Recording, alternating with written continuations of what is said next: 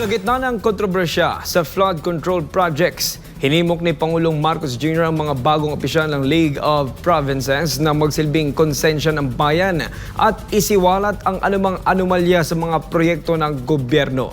Si Creseling Catarong sa report! Para sa mga bagong opisyal ng LPP, magsisilbing gabay, magsisilbing boses, at higit sa lahat, magsilbi kayong konsensya.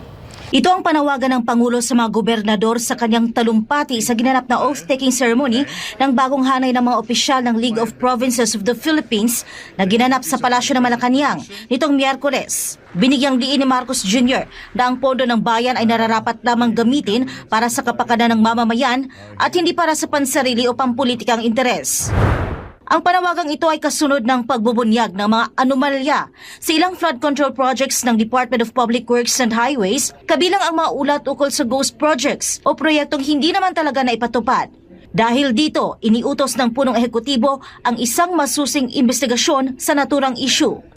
Nagpahayag ng pagkadismaya ang Pangulo sa maling paggamit ng pondo ng bayan at nagbabala na ang mga kontratistang sangkot sa maanumalyang proyekto ay maaring ma-blacklist at maharap sa kasong economic sabotage. Kaya hinimok niya ang mga opisyal ng LPP na magsilbing konsensya ng pamahalaan, harapin ang mga ugat ng katiwalian at tumulong sa pagtatatag ng isang mas tapat, bukas at responsabling burokrasya.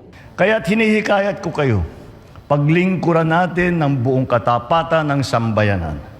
Tiyakin natin nasa wasto ang mga proyekto na ipinapatupad ng pambansang pamahalaan at ng lalawigan at isiwalat natin kung may makikitang taliwas. Ang League of Provinces of the Philippines na binubuo ng 82 gobernador mula sa iba't ibang lalawigan ay nasa ilalim ng mandato ng Republic Act No. 7160 o ang Local Government Code of 1991. Ito'y nagsasaad ng eleksyon ng kanilang mga opisyal sa antas ng regional at pambansa at pinangungunahan ng LPP President na namumuno sa General Assembly. Para sa Diyos at sa Pilipinas kong mahal, ito si Creseling Catarong, SMNI News.